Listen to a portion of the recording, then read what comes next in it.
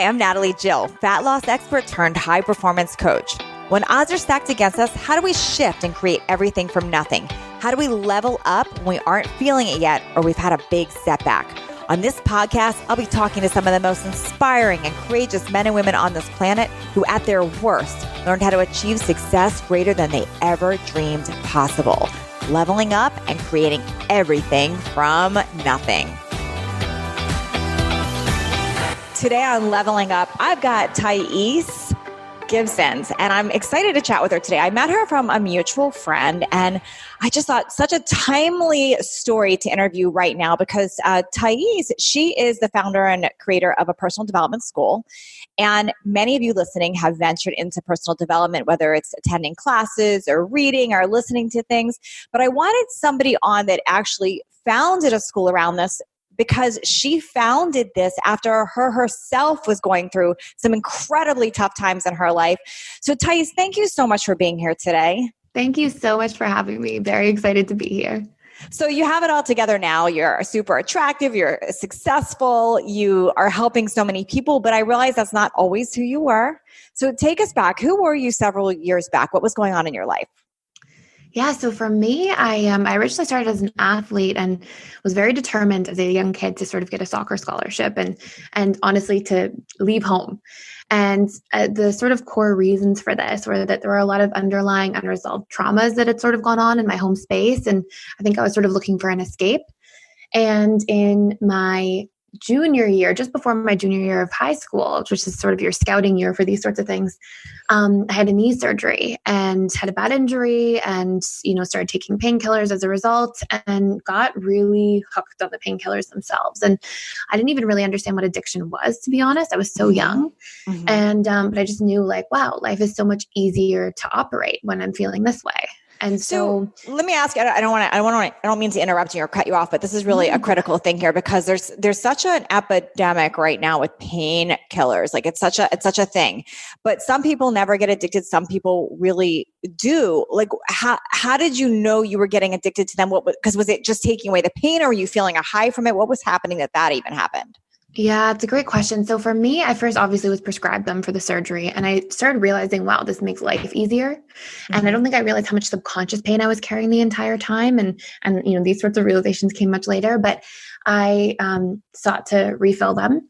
Mm-hmm. And then I had a girl who was a year older than me come to me and say, oh, well, these are amazing performance enhancers. So like when you're trying to get back into your, get back and sort of recoup everything from surgery, this is a great thing to do. Now, mind you, this person also ended up selling them to me. And so I'm sure there was more to the story, but I was so young and naive and I just knew they made me feel better. And then I started getting them from her. And so basically I think, and something I really push to sort of share the message about is that it's, the issue isn't the issue. The painkillers are like a symptom of underlying subconscious unresolved emotions, traumas, things that we're storing in sort of our perceptual worldview.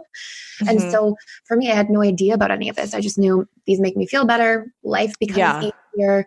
Things are easier to navigate. And it went on for me to be something that started out as just something I was doing because I had them around, and then something I was seeking out, and then something I was really, connecting to. And for me, I really realized it was an addiction problem when I went through my first set of withdrawals, and I didn't really know what a withdrawal even was at the point. And so all I knew was I'm having these flu-like symptoms and I'm itchy and I feel uncomfortable. And I realized after doing a little bit of research what was actually going on. Mm-hmm. And that's when it was horrifying for me. And it was because I had run out. And then I really tried to make this commitment to myself, I'm not going to go back there. And I did. And I kept seeking them out. And it was just I couldn't stop. And one of the biggest things that I felt was just this war within myself. And my conscious mind wanting to stop and not do that and not go down that path. And I'm too young to live like this forever. And then my subconscious mind obviously having a really different set of motives. And so research. Sorry, go ahead. No, go ahead. I have so many questions. So I'm just going to say biting my tongue, but keep going. Research ends up showing that your conscious mind can't outwill or overpower your subconscious. And if I knew that at the time, I would have had a different way of trying to approach it, but I didn't. And so that battle with me went on for about 7 years before there was any real breakthrough sort of happening. Oh my gosh. Okay. So many questions coming up for me. My first question is, so as I'm interviewing you, literally my arm is in a brace from having a torn bicep, and I have painkillers right now. And I don't have addiction tendencies, but I'm always super scared of those for that reason. Do you believe that anyone can get addicted, or is it only if you've got that, like what you said, something going on at home that you wanted to cover up? I'm very curious about that because I do take them sometimes when I really need them. And I've always been frightened of that. Yeah. So one of the biggest things that I find is that it's that same principle. It's like the problem isn't the problem. And I think that people can take, I mean, how many people do we know? Like, a grandmother who's had hip surgery or hip replacement or, and how many people in their lives have had to take painkillers for some sort of surgery at some point, and not everybody's getting addicted. And so I think this concept that it's really about the substance is really misleading because it makes us think, oh, it's a substance itself. The substance, if we have a negative relationship to it, it's about what's going on within us first that we're trying to numb and escape from.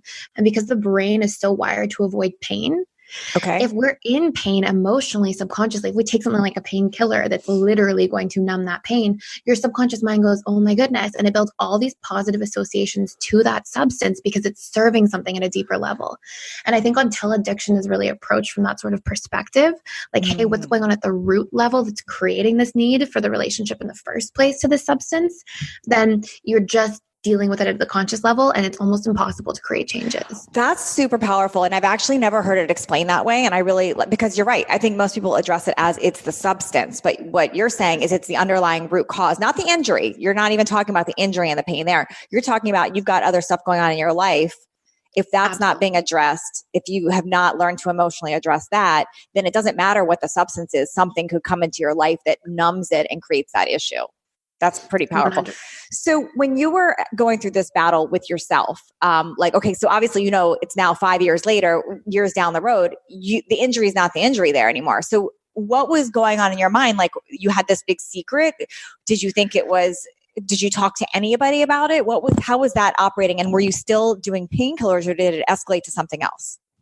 Yeah, so it sort of escalated into like more intense versions of painkillers, going into like Oxycontin, these sorts of things that were obviously stronger versions, and also the way I was taking them. I wasn't just swallowing them, I was crushing them up and all these sorts of things. So, the relationship obviously evolved. But for me, I think this is such an important point for me to share is that, I was at war with myself. Like I was journaling every night as a kid. Like, how am I going to stop? I'm going to avoid this girl in the hallway. I'm going to go this way. And I had all of these things that I was trying to do. And honestly, the more I tried to resist what was happening, the more I was pushing against myself and warring with myself, the worse it actually got. And I would blame myself and beat up on myself. And I, looking back, and what I know now is that my internal dialogue was very critical of myself. I was trying to like outwill or overpower myself. And it was really the war between my conscious mind and my subconscious mind. And so when I learned, okay, there's actually subconscious things going on here. What am I running from? What are the traumas that I have to work through? What are the conversations I have to have? What are these, what meaning did I give to these painful things that happened in my life earlier on before the addiction started that I'm carrying with me as a story of myself? And how can I actually work on those underlying factors? And so I actually was in rehab at different points. Those things didn't work for me. But as soon as I learned about the subconscious and working through the emotional components of things, that's when things really transformed for me. And that was the beginning of my real healing process. Okay. So I want to know, why did rehab not work for you? Because it works for some people. I'm curious about that. Let's go there first. And then I'm wanting to know how you figured out that it's these other things, because that I get it on the other side because I've done a lot of personal development, why that's important, but I know it wasn't easy getting me to that point. So I want to know, I'm curious how you even figured that out, but let's start with why did rehab not work? What was broken there?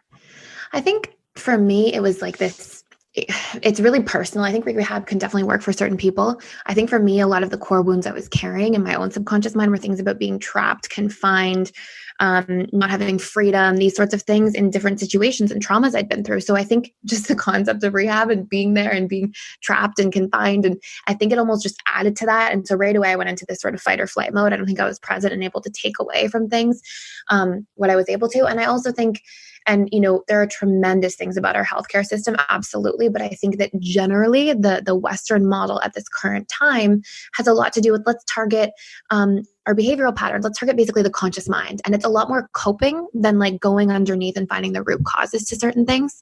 And so when I was there, I mean, I was also diagnosed with depression and anxiety. And one of the big sort of realizations, and I'll go to how I started learning about this, but we're taught like, oh, depression, anxiety, chemical imbalance. And that's great. And that's absolutely true. And we can have certain genetic predispositions towards these things, but at the root level, you don't see children born with depression or anxiety. You don't see an infant.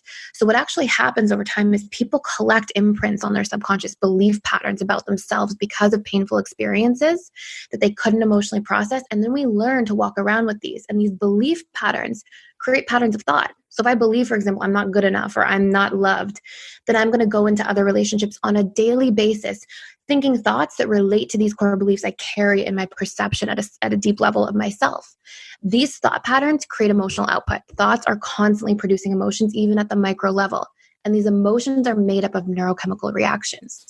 So where does the chemical imbalance come from? Really, it's at the belief level, our subconscious eliciting these patterns of thought emotion, which impact our neurochemical levels. If we have painful beliefs, eventually we have painful neurochemicals like cortisol, norepinephrine, and vice versa. And so for me, deconstructing that, and that actually only happened to me because I came across this amazing mentor in my life at like an absolute rock bottom. I think he was sort of an angel in a way, like to my space. And he introduced me a little bit to the subconscious and to spirituality and meditation. And it pivoted. Like I was really passionate about getting better and healing and all these different things, but I was losing the battle every day to myself. And so he introduced me to these things, and I remember feeling all the time, I'm at war with myself. Yeah. And I understood, it's like there's two parts of myself. And so then I got extremely interested in the subconscious, and things evolved from there. Okay. So the rock bottom, what was the rock bottom you were feeling? Because I personally get that. I've been there before where you have this, you feel like you're battling yourself. Like it feels fake almost like, okay, people are seeing me this one way, I'm putting out this, but inside I'm being torn up with that. That is definitely how I would describe my rock bottom 12 years ago. So what was your rock bottom? How did you know you were in rock bottom, and did you feel that way? Like it was fake to others? Yeah, I mean, my rock bottom was pretty rock bottom. I mean, the long and short of it is that I was married to somebody who got married really young at 19.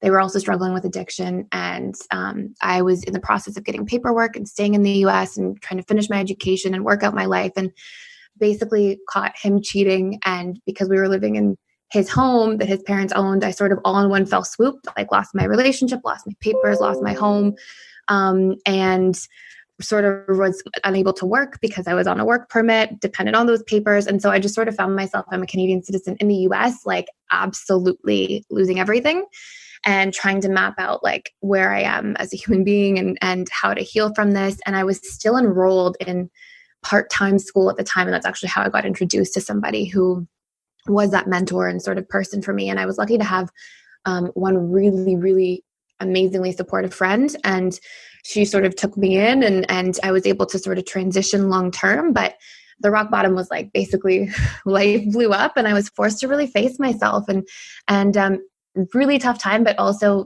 probably one of the most beautiful chapters of my life because of the learning and healing I was doing. So when you were going through that, were you using substances more? When that was happening, was a tendency to go and numb out and like get more oxy, get more of that? And you mentioned crushing it. I don't know much about what that means, but so I'm assuming that makes it stronger or something happened there. Was a tendency to go and do more when that happened? And how did this person interrupt you?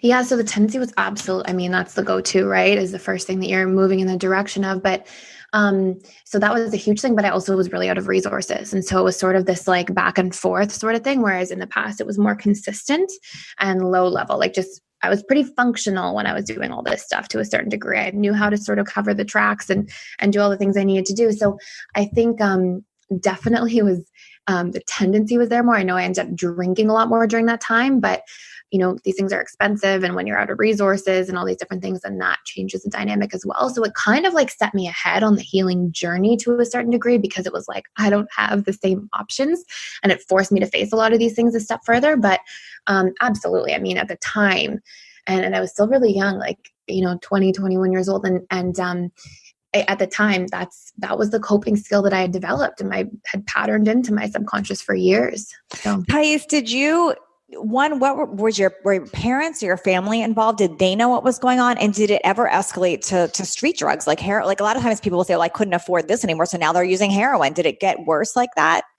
yeah. So, great question. So number one, my parents did know. Did they know the full extent? I don't think so. They did help me, in terms of financially supporting rehab when I went. So they knew what was going on and we're in the loop.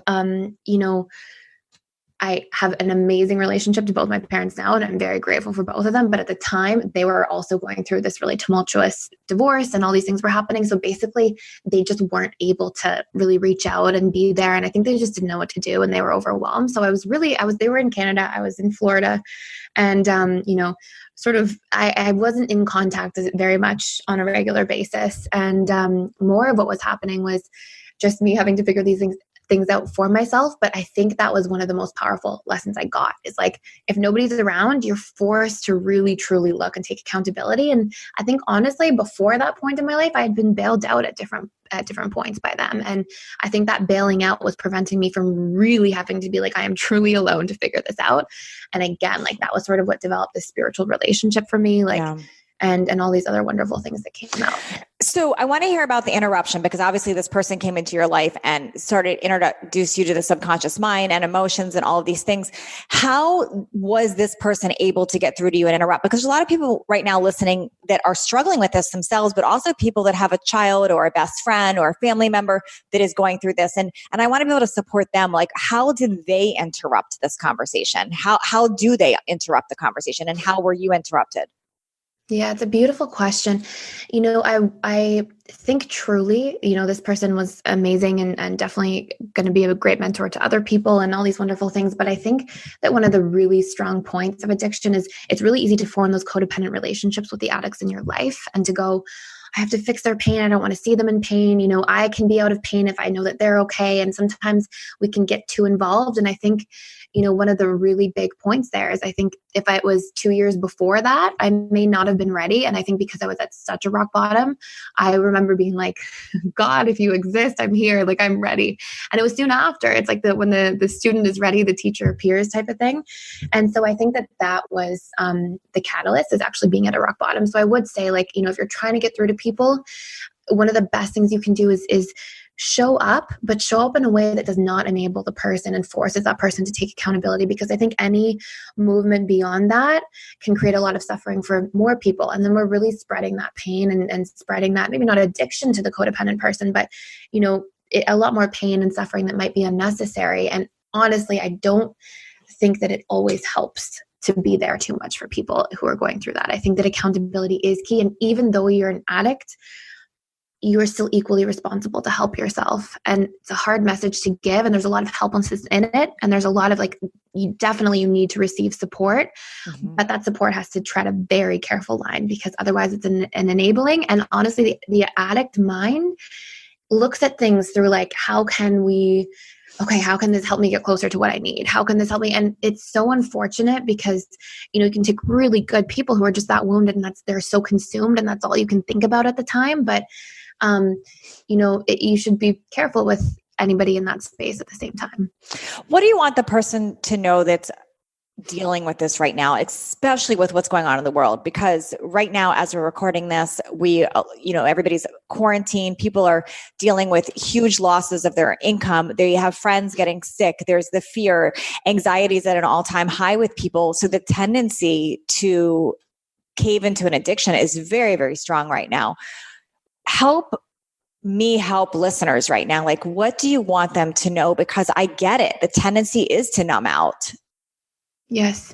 So it's a beautiful question. Number one, addiction is not your fault. You didn't ask for these painful programs. You didn't ask. Every single person, in my opinion, that I've ever worked with, seen, done workshops with, classes, anybody who's struggling with addiction, it's, in Dr. Gabor Mate's words, it's not why the addiction, it's why the pain.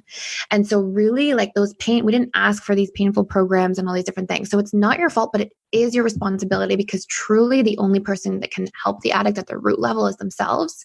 And so that's message number one. And message number two is that the reason that these things still exist, when I know that, if people are in that situation right now, you don't want that. You don't want that. Maybe it's just food addiction and overeating, or television. You're just, numbing out, watching hours of TV, or just things you're doing that you don't like at whatever level that's occurring.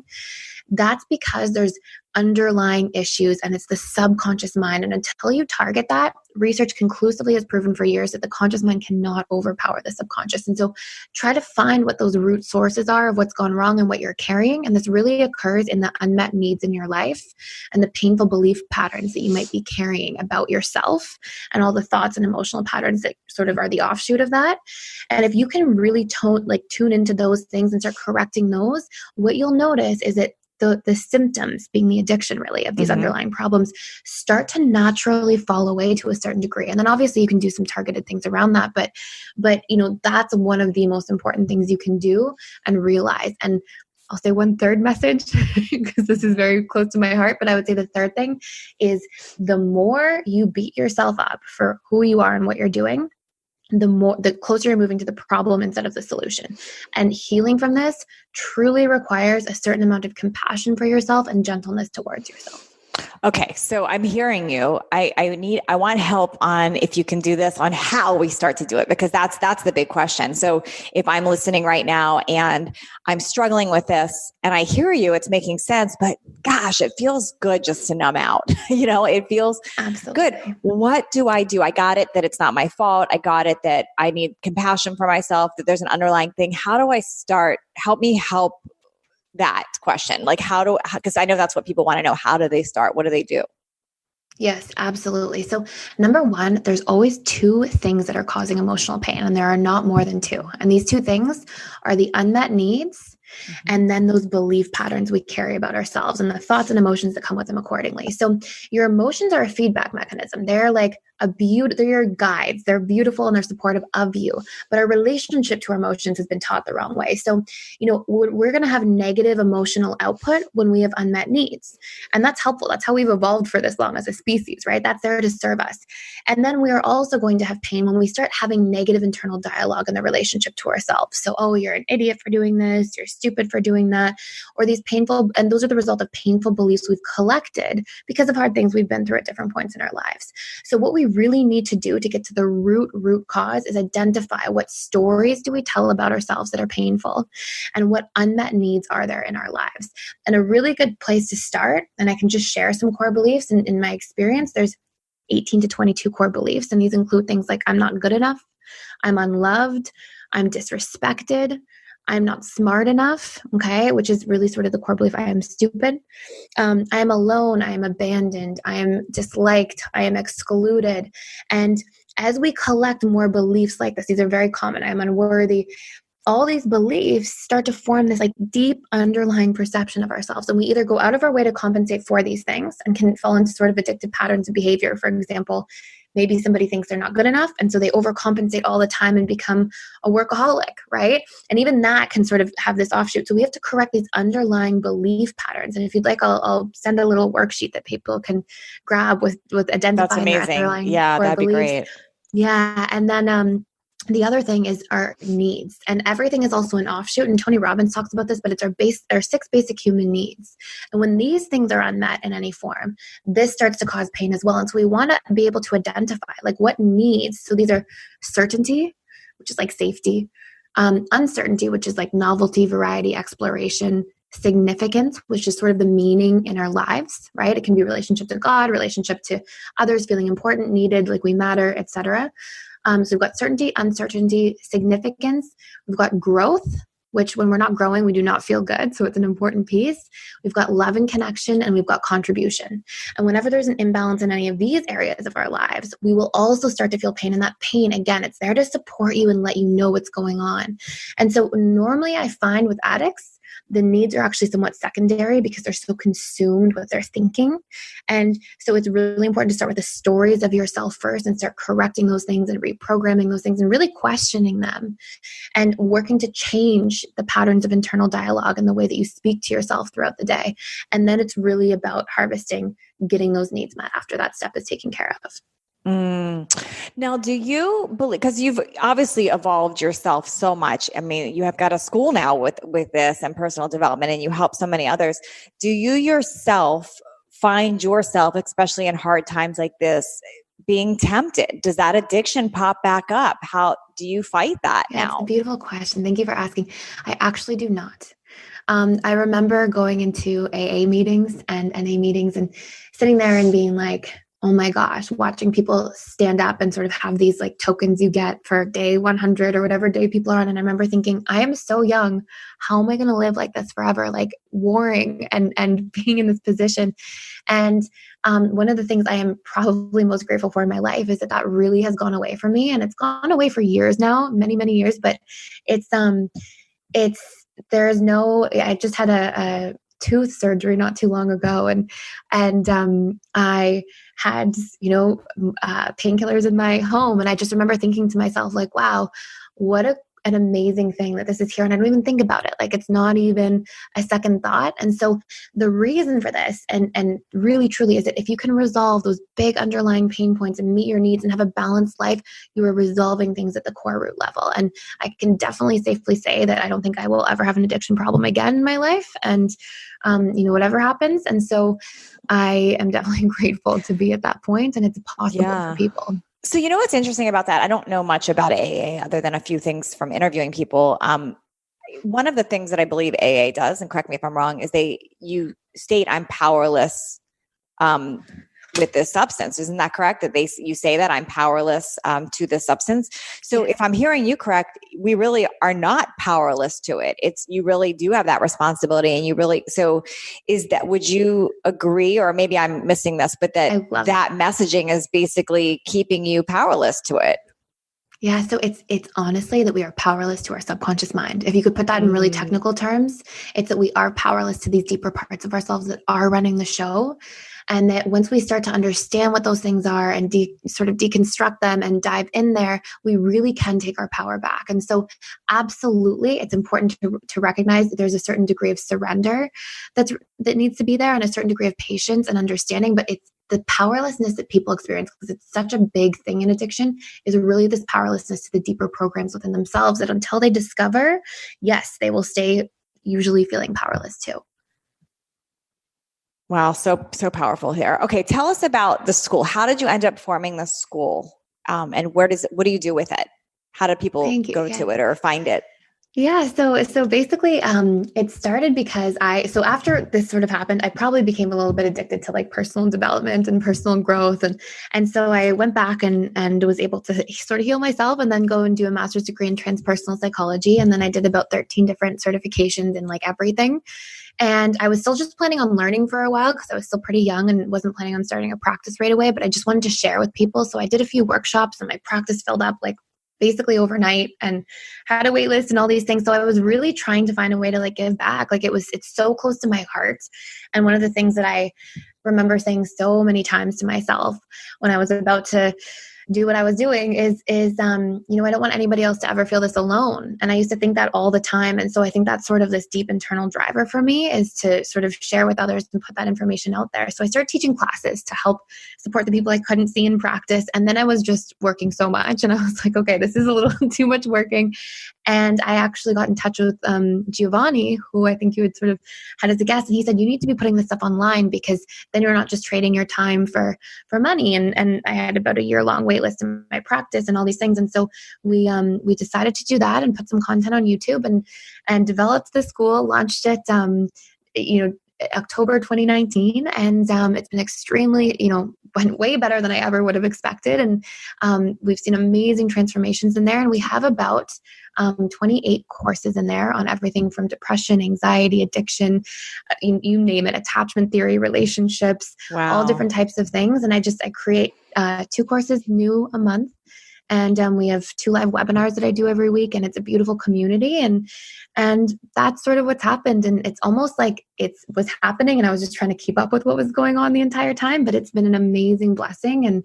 And yeah, we're just hoping to share. It's all about the subconscious mind. All the information people got is about dealing with things at the subconscious level. And that's what I really hope that people can come to understand. So incredible. How do people find this? So they can find it at www.personaldevelopmentschool.com. And I also have a whole bunch of free content that I put on YouTube. So it's Personal Development School Thais Gibson. And there's free content for people there as well. Or of course, we would love to have you and come in and join and enter the courses. That's amazing. And just so if you all are listening, we'll put this in the show notes, but just in case, you spell her name, Thais, Thais, and then her last name is Gibsons, Gibsons. Yeah. Thank you. Thais. Thais. Yeah. Yes. Yeah. We got it. Perfect. Thank you so much for being here today. Thank you so much for having me. And thank you for the amazing work that you're doing and bringing all this information out there. Thanks for leveling up with us today. Please share this episode if you found it helpful so others can join in. And don't forget to hit that subscribe so you don't miss out on future shows. And if you would leave me a 5-star review, I appreciate those so much. I read all of them, and it's how I know that I'm giving you information that you find valuable. And come interact with me over on Instagram at NatalieJillFit. I read all the direct messages and comments over there. Make it a great day, creating everything from nothing.